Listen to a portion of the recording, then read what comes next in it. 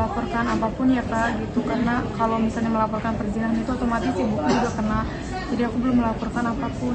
Kalau trauma tuh kayaknya sampai sekarang juga masih ada ya kak, tapi kan balik lagi kita hidup kan terus berjalan, nggak mungkin kak aku mau nangisin dia, ibaratnya buat apa aku cinta sendirian gitu. Jadi ya udah aku berusaha, nggak apa-apa pada saat kejadian aku nangis setiap hari di tempat kerja, dimanapun aku nangis, aku nggak pernah nahan air mataku untuk jatuh kapan, biarin aku nikmati rasa sakitnya sampai akhirnya ada di titik aku capek, aku lelah, aku pengen menjalani hidupku yang lebih baik lagi, aku pengen ngebahagiain bapak, aku ikhlas.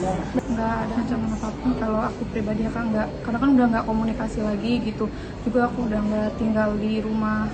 Yang ada surat somasi dari pengacara suami, ya, kita kan tuh.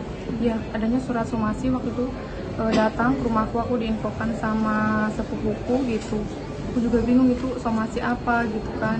Sedangkan waktu itu aku udah nggak klarifikasi kemana-mana, setelah dari podcastnya Kak Densu, akhirnya aku minta bantuan ke Pak Hotman kan, konsul, karena aku nggak tahu itu somasi apa untuk membalas itu seperti apa.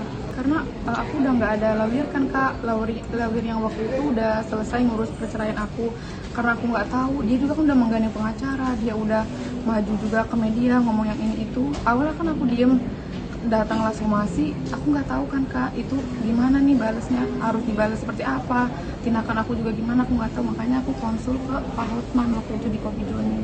Untuk lapor balik yang masalah perzinahan itu sampai saat ini aku, Dugaan perzinahan, ya, dugaan ya, jangan dulu bilang perzinahan, dugaan ya. dugaan perzinahan itu aku belum sanggup ngelaporin kak, karena kan kalau kasus yang dugaan perzinahan itu harus 2 orang kan yang kena, dan itu kan ada ibuku juga, aku belum sanggup untuk apa ya, udah cukup ibuku udah dihujat sama orang-orang gitu, aku nggak sanggup kalau misalnya ibuku harus tampil dan akan malu sekebagian, aku nggak sanggup kak, makanya sampai detik ini aku nggak melakukan lapor polisi atau apapun gitu. Mungkin dia bilang bahwa dia nunggu dulu proses berikutnya. Betul. Kalau memang mantan suaminya akan terus menempuh proses hukum melaporkan dia ke polisi, dia pengen tahu sejauh mana nanti keterlibatan ibunya juga dalam laporan polisi itu, apakah menyetujui atau tidak. Nah, disitulah nanti dia akan menentukan sikap gitu loh. Jadi menunggu waktu dulu, menunggu perkembangan.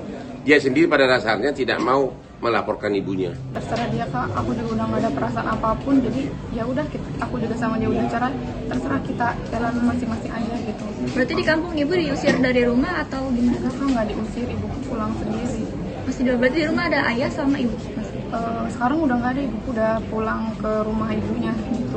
Jadi aku sama bapak aja di rumah, dan aku sejak kejadian itu udah nggak tinggal di rumah, lanjut tinggal di asrama perempuan yang disediain sama bos aku. Ayah sama ibu sekarang hubungannya gimana?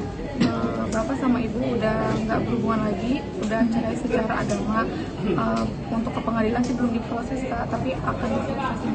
Cara normal bangkit dari trauma kamu gimana sih Neng?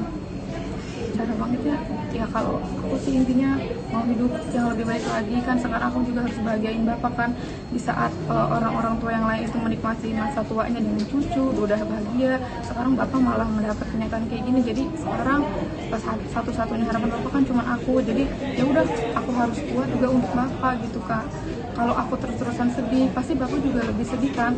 Jadi ya udah, aku harus kuat, aku harus ikhlas, karena kan semua juga udah ditetapkan sama Allah kan.